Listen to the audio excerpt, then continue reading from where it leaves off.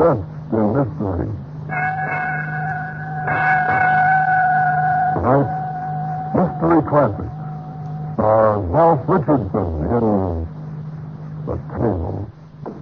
I don't know whether I've done stern retribution or murder. I don't know. I shall never know.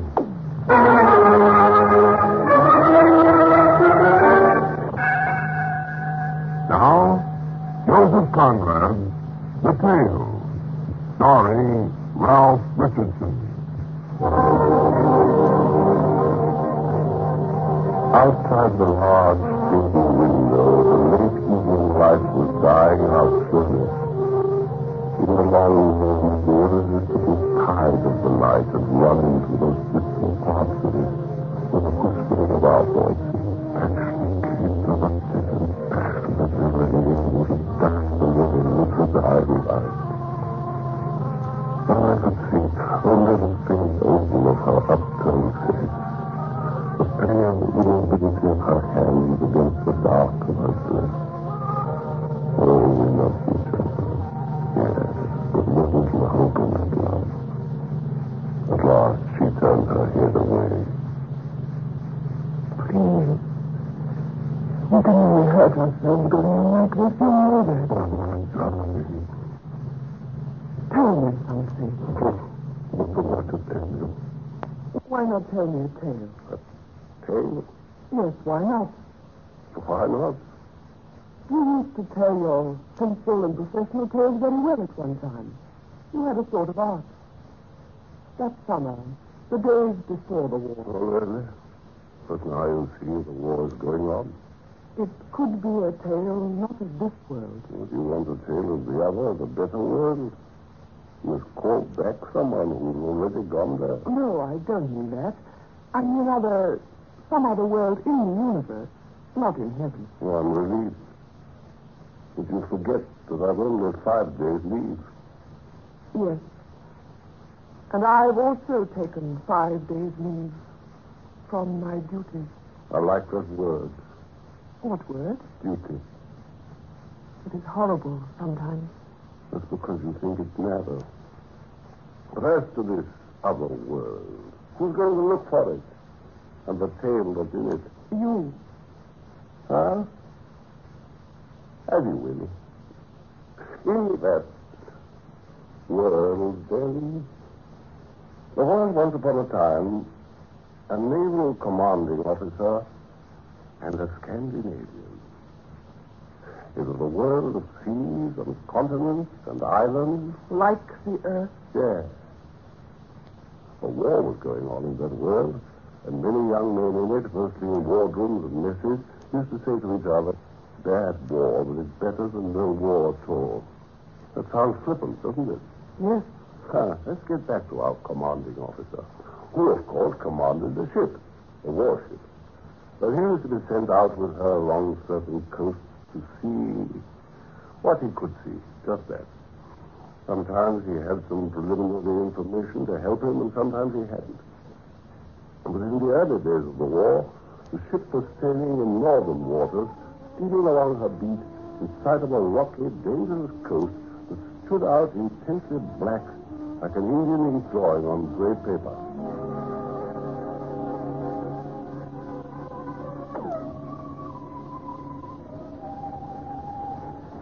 Well, anything to report? No, sir. Not so much as a fishing boat. Nothing stirring on shore there. The coast absolutely deserted. Well, never mind about the coast. It's the sea we're interested in. You know what used to amaze me? Was the way that the war never seemed to change. Just the same expanse of water, neither more friendly nor more hostile. It is possible to believe that that same horizon is now become one great circular ambush. Well, it is until you see a ship blow up all of a sudden and flop under almost before you know what's happened to her. You know, in some ways, one almost envies the soldiers. At the end... Look, sir. Out there, ahead, on the starboard bow. Quick, man. Hard a port. It may be a mine.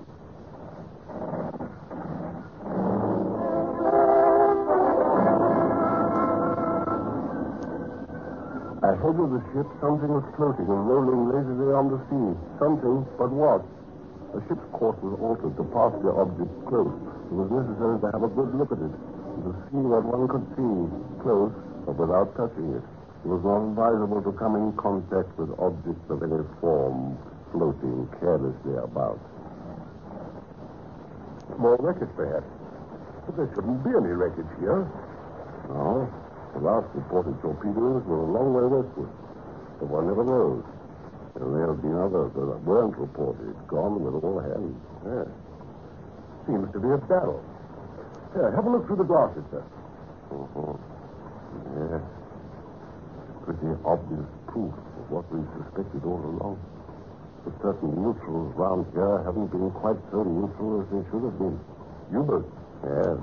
Replenishing the stores of U-boats. Somewhere not so very far off either.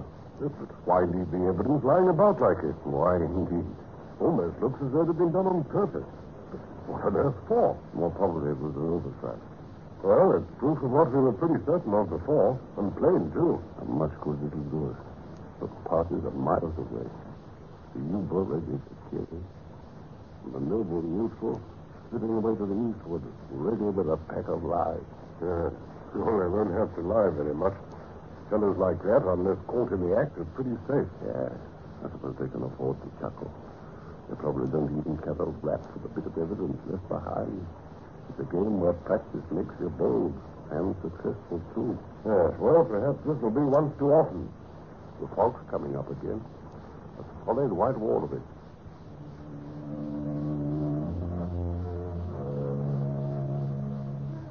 In 5 minutes, we were in the thick of it.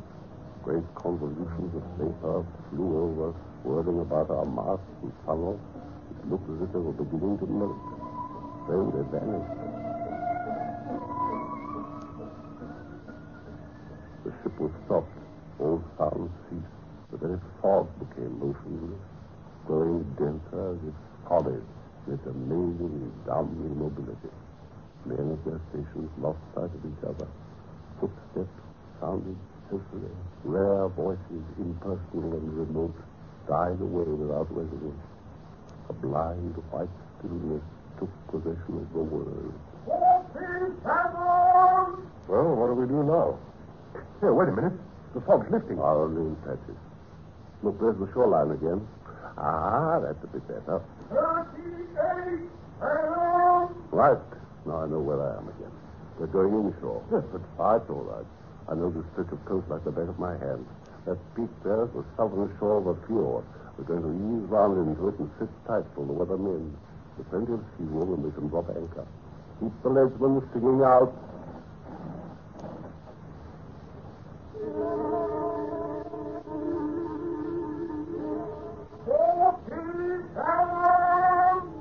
Slowly, with infinite caution and patience, they crept in closer and closer, seeing no more of the cliffs than the effervescent dark loom with a narrow border of angry foam at its foot.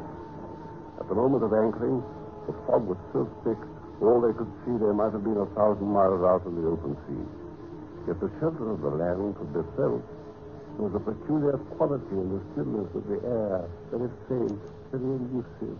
The wash of the ripple against the encircling land reached their ears with mysterious, sudden pause.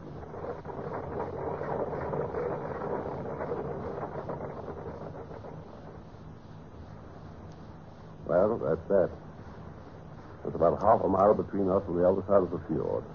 We can stay here till the fog lifts. We get a chance to see what we're doing again. Well, it seems to be lifting already, sir. Back there, towards the open sea. I drove it down. Quite a bright patch. Here, wait a minute. What's that? Give me the glasses. I could almost swear. Well, you'd be right then. There's another ship out there, lying at anchor. Yes, but hang it. It's a wonder we didn't run slap into her when we came in. Yes, it certainly is. But why didn't she make herself known, rang her bell? She must have heard us coming in. We came in pretty quietly, admittedly, but they must have heard our leadsman at least. We couldn't have passed him more than 50 yards off. Quite. What you might call a close shave. We never heard a sound from her. Fellows on board must have been holding their breath. I rather think that's what they were doing. Ah, Had we better take a look at them, sir? I think we better had. At first, I supposed she was just a coaster standing too. I'm not so sure the more I think about it. In fact, I'm not at all sure. Load a boat and send a boarding party across to her. I want to know a little more about that ship. All right, sir?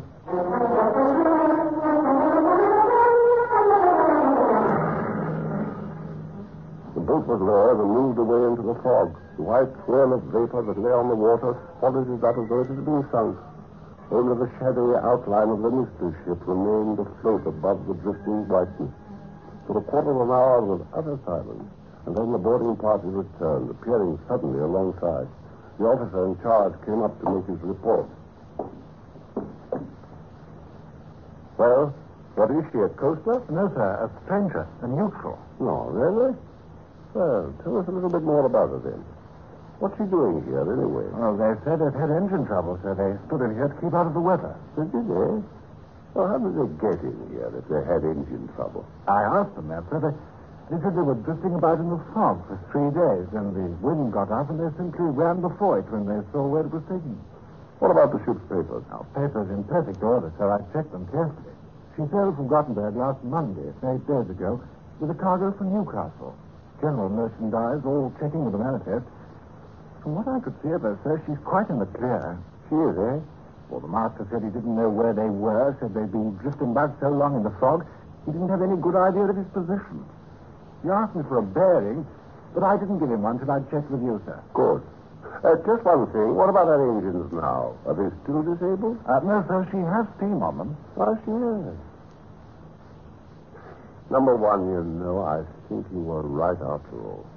They were holding their breath as we passed them. They certainly were.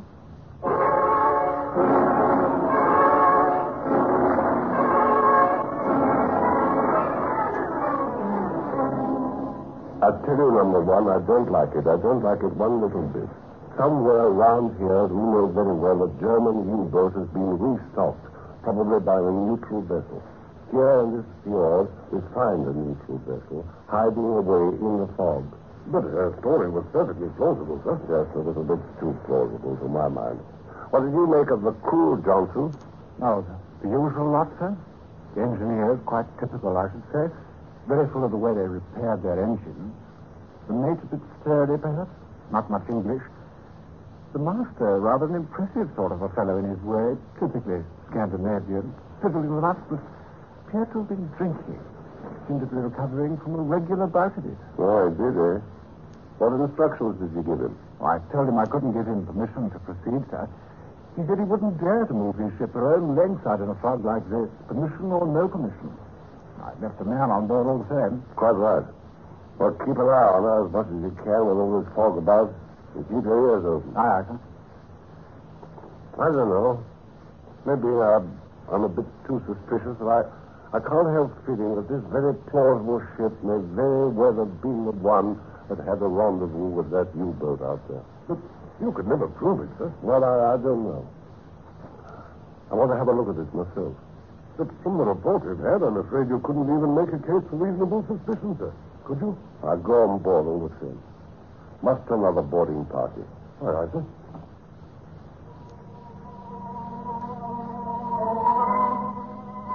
What did I expect to find? Well, I couldn't have told anybody, not even myself. I went aboard.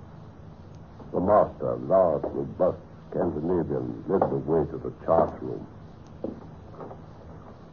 It's not very comfortable, but while I am at sea, this is where I live. Aha. So take a seat, please. What can I do for you? Oh, it's nothing. It's merely a routine check. Your papers appear to be in order. Oh, of course. If it had not been for trouble with the engines, we would have been in England, in Newcastle. Instead of which? So we are here. Aha. No, what I mean is, I don't know where we are. We leave Göteborg last Monday, last week. On Tuesday, I am somewhere south of here, and my engines break down. We drift in the fog, I don't know where, and then the wind gets up and we put in here. Since then, there has been nothing but fog again. So you've been anchored here all that time? Yeah, that's right, 4 days. So isn't it enough to drive a man out of his mind? Well, and it's like this. This ship is my own. Your officer has seen the papers. She isn't much, as you can see for yourself. Just an old cargo boat. Just a bare living for my family. Those are their pictures up there. Yes, you'll be making a fortune for your family with this old ship before you finish. Please. I mean, out of the war. Ah, yes. Out of the war. But of that, you wouldn't be angry about it, would you? Oh, you are too much of a gentleman. He didn't bring this war on you. No, I suppose you didn't. Well, and suppose we sat down and cried. What good would that be? Well, let those cry who made all the trouble. Oh, time is money, you say in English. Well, this time is money. Oh, yes, it is money, all right. Well, I'm glad you're satisfied. Well, I suppose you've made it perfectly clear that the war is not your fault and why you're here. Your logbook confirms that very minutely. Of course, a logbook may be cooked. Please. I say a logbook may be cooked, faked, used as an alibi. Nothing easier. Oh. But you can't suspect me of anything. My cargo is made out for an English port in Newcastle. True. Well, then how can you suspect me? And what is it you suspect me of doing? Well, I haven't said that I do suspect you. What makes you think I might? But what you said about the logbook. Well, I find you lying here with steam up, hiding in the fog. But my engines have been repaired, so at last I can get steam up again. Why didn't you make yourself known when you heard us coming into the field? I was in this chat room. I hear nothing at all.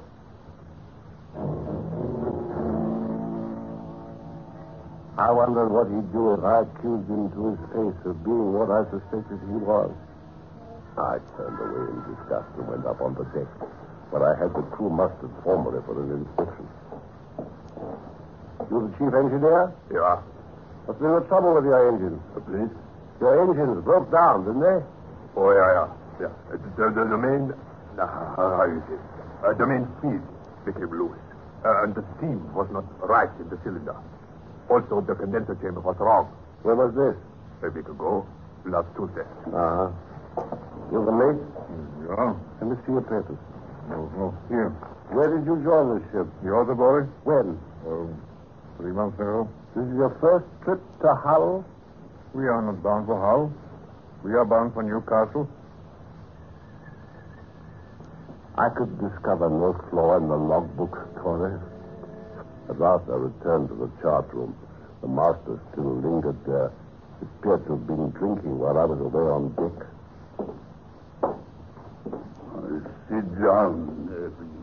I guess you're wondering of my proceedings, though I'm not detaining you, am I? I mean, you wouldn't care to move in this fog? I don't know where I am. Earlier today, I saw something out there that makes me suspect that not so very long since a U-boat was contacted and restocked. Perhaps by a neutral vessel. Oh, I see. But you only suspect that. You have no proof. Oh, well, perhaps not. But I also have my information. That's why I happen to be here at all. Shooting's too good for people who concede neutrality in that sort of manner. Oh, yes, perhaps. No, there's no perhaps about it. No, you are right. But what about the tempters? We better kill off that lot. Have you ever seen a poor man on one side and a bag of gold on the other? Oh, of course, I couldn't be tempted. I haven't nerves for it. Oh, I tell you, it is nothing to me. I just talk openly for once. Yes, I'm listening to you. Well, now that I know you have no suspicions, I talk. You don't know what a poor man is. I do. I'm poor myself. This old ship isn't much, and she's mortgaged to bare living no more. Well, of course, I wouldn't have the nerve, but a man who has the nerve, the stuff he takes aboard looks like other cargo packages, barrels, tins, copper tubes, whatnot. He doesn't see it working. It isn't real to him, but he sees the gold. That's real. Oh, Nothing would induce me. I suffer from an internal disease. I would go crazy with anxiety or take to drink or something. No, the risk is too great. It would be ruin. It will be death. Well, it is nothing to me. I am not one of those. No, of course not. Well, I'm going to carry you fellows off this coast at once, all of you. Now, begin with you. You must leave in half an hour. What, leaving this fog? Yes, you'll have to go in this fog. But I don't know where I am. I tell you, 3 days I drifted lost in the fog. Uh-huh. You do know how to get out, don't you? Well, I'm giving you your course. You steer south by east, half east, for about 4 miles. Then you'll be clear to hold to the westward for your port. The weather will clear up before very long. But please, in weather like this, I tell you, I haven't the nerve to do it. I'm ordering you to do it. Unless you want me. No, I tell you, I have had enough of this. Bored. Yeah. You'll leave within the next half hour. You've steamed, and I've given you your course. But please, I do not know where I am. I've given you your course. Very well, sir. I have no choice.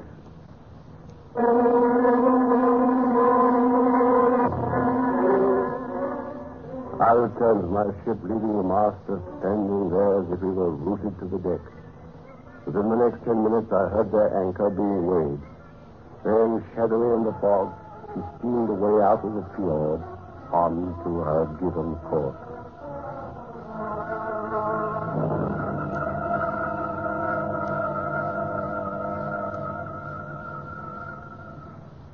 Well, my dear, that's the end of the tale. In fact, you let him go. Now listen. That course would lead the ship straight onto the rocks beyond the mouth of the fjord. He steamed out, he ran into them, and went down. So, he had spoken the truth. He did not know where he was. But surely... I proved nothing. Nothing either way. It may have been the only truth in all his story. Yes. He seems to have been driven out by a menacing stare. Nothing more. And you knew? Ah, yes, I gave that course to him. It seemed to me the supreme test. I believe... No, I don't believe. I don't know. At the time, I was certain. They all went down. I don't know whether I've done stern retribution or murder. I don't know. I shall never know. Oh, my poor... I shall never know.